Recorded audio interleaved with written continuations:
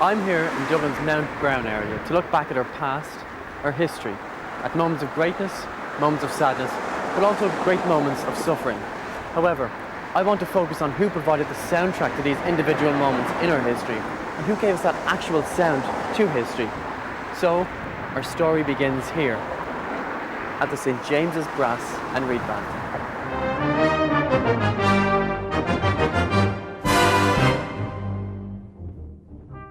The Brass and Reed Band itself was founded in 1800, but records can trace their origins back as far as 1737 of a band of music in certain historical journals, accounting of a certain Councillor Bradstreet intending to have for the entertainment of the ladies and gentlemen and the rest of his fellow citizens a band of music at the Basin every Monday night, referring here of course to Dublin's Basin Lane area.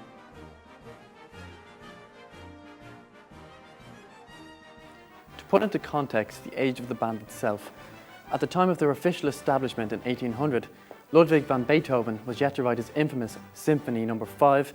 Napoleon Bonaparte was only crowned Emperor of France on the 2nd of December 1804, while people like Jules Verne and Charles Dickens had not even been born yet.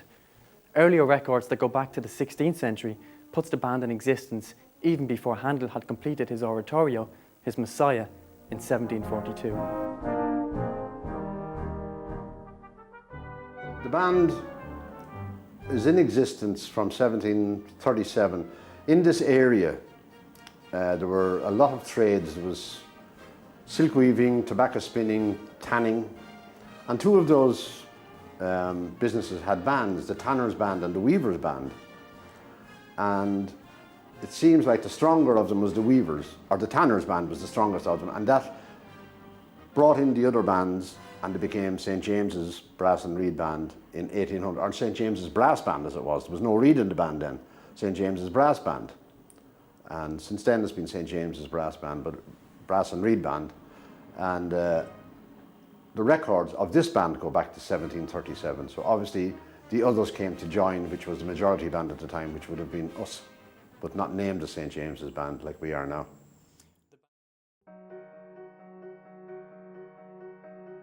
Glasnevin Cemetery, the final resting place of Daniel O'Connell, Michael Collins, Thomas Ashe, Charles Stewart Parnell, amongst many others of course. But these four individuals share a special musical link, this being with a certain Brass and Reed Band. And another such individual that shares this musical link is one Jeremiah O'Donovan Rossa. This great Irish Fenian leader shares this link with the St. James's Brass and Reed Band. And it was here, while the Brass and Reed Band stood behind me, that Patrick Pearse delivered these powerful words. But the fools, the fools, the fools, they have left us their Fenian dead. And while Ireland hold its graves, Ireland unfree shall never be at peace.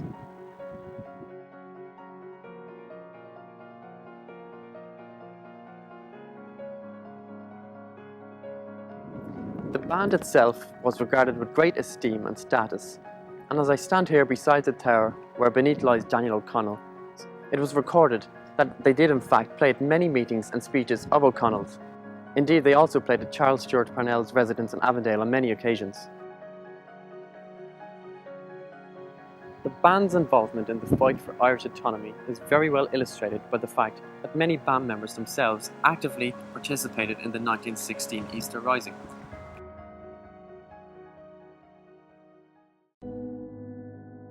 Volunteer Gagan was one of the two members of the St. James's Brass and Reed Band who were killed in action during the Easter Rising. The other was volunteer Thomas O'Reilly, who along with his two brothers Pat and John also took part in the fighting. All were citizen army men and members of the band itself. George Gagan himself, besides playing on the solo clarinet stand, was the assistant secretary of St. James's Band. At least two other comrade bandsmen fought in Easter week, Paddy Hughes and Paddy Kelly.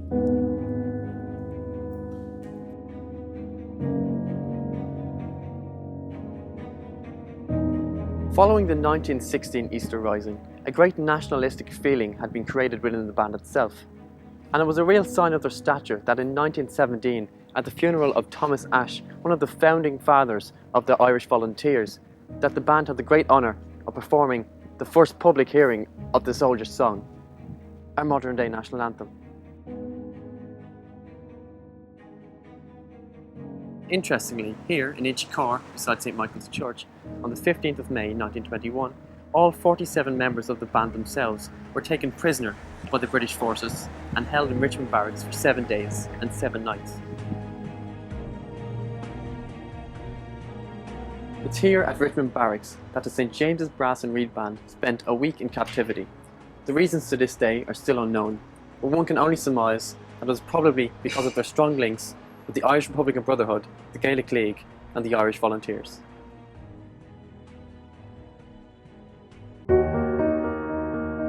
From the united fight for Irish freedom, families became divided and the country was dragged into a vicious civil war, all on the back of the signing of the Anglo-Irish Treaty by Collins and a number of other delegates. As the War of Independence ended and the Civil War ensued, significantly the St James's Brass and Reed Band would play at both the funerals of pro- and anti-treaty supporters.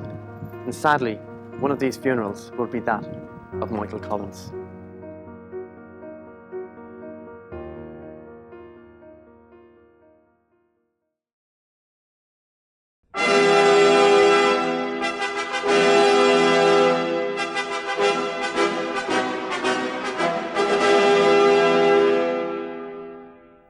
Moving away from the mammoth funerals at which the band played, between the years 1897 and 1907, the band played extensively with the Moody Manners Opera Company, the director of which, Mr. Manners, said of all the bands he had collaborated with throughout Great Britain, "I should say you are one of the best." However, more impressively were the remarks of their conductor at that time, Herr Eckhold, who said he had always found the band to be thoroughly reliable and competent. The impressive part being that Eckhold had been a student and dear friend to the great composer Wagner. On the 5th of June 1904, the St James's Brass and Reed Band performed at the Hollows Bandstand in the Phoenix Park, with a programme comprising of a march by Sousa, an overture by Franz von Suppe, poet and peasant, still played by the band to this day, and of course the grand finale of A Nation Once Again. But what of the band today? What did the band sound like? What did the band look like?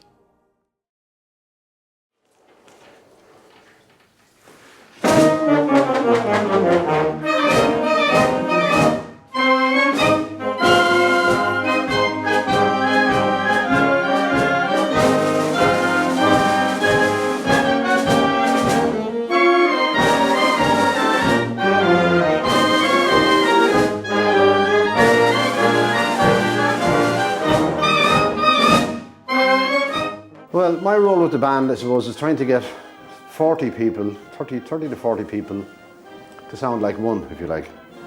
Try and gel the band, give them all my idea of how a piece should be played, because I think that a musical director or a conductor of any band or orchestra is a dictator.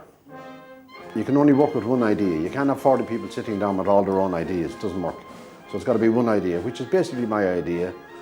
And some little dirty habits that creep in over the years, you've got to eliminate those. And they're all eliminated, thank God. It took a while, but it's done.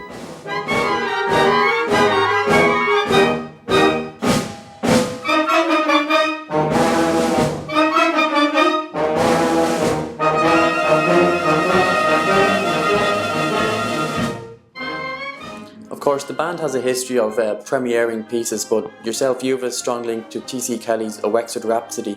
Would you care to tell us a bit about that? T.C. was asked to compose a piece for the Wexford Festival. I think it was 1952, maybe 54. And he came up with a piece called Wexford Rhapsody, which is an arrangement of all local tunes from the Wexford area.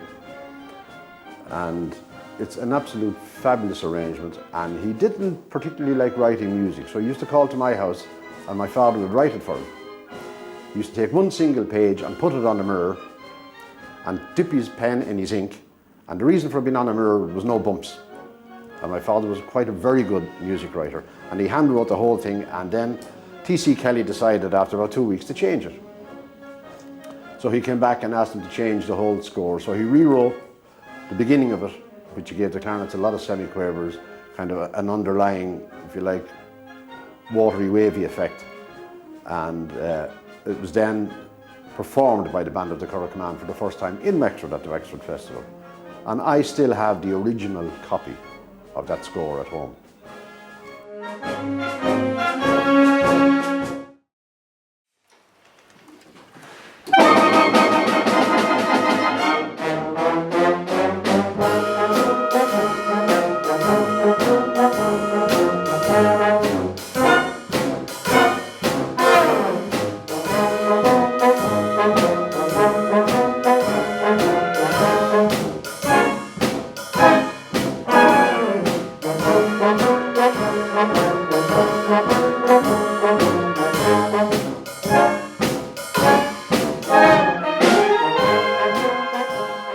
How did you first get involved with the St James's Brass and Reed Band?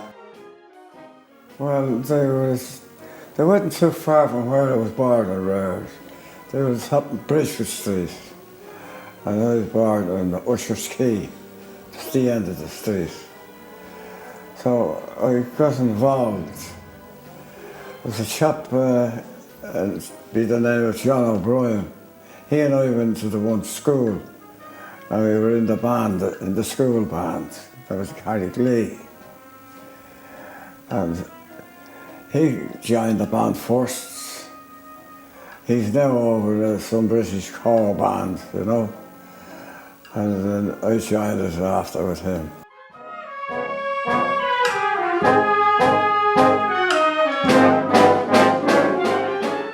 And I know the band used to play a lot at Dalymount Park for all the football matches. Oh, yes. Were you involved with that at all? Oh, because yes, I was on the corner. But I tell you, I got a few bob too. When they be throwing the money, you just go down to bed with the instrument. Been out jobs trying to get out of it though. Describe what the band room was like back then compared to the new band hall here. Ah, there's a big difference. See, there was a nice bar in the old band hall, but there was no bar in this one. It was barred.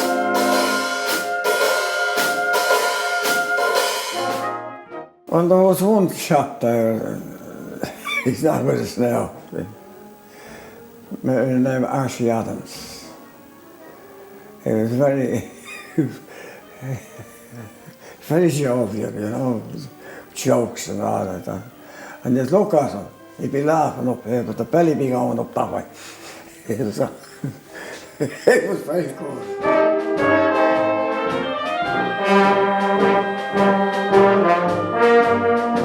Did you have a favourite conductor?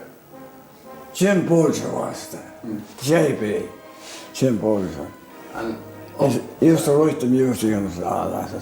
He was very good.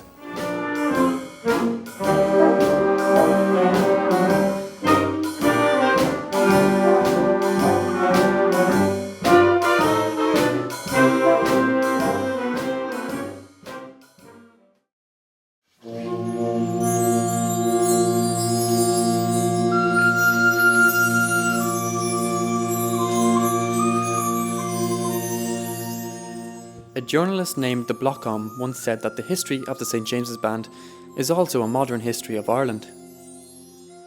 While writer Patrick Doyle said in an edition of the Times Pictorial in 1949 that to imagine Dublin without the St James's Band, sure you might as well try and imagine Dublin without the River Liffey.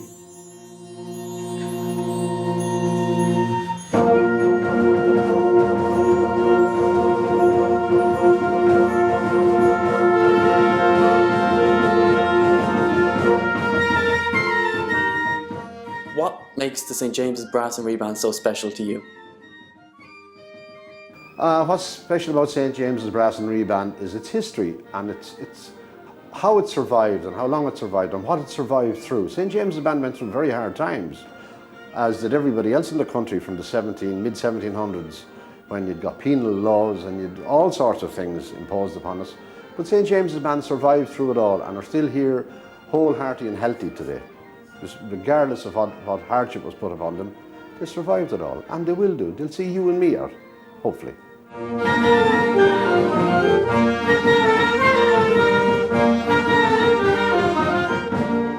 Great sociable band and a musical band. Very good, they were. Have you had any money? Nice.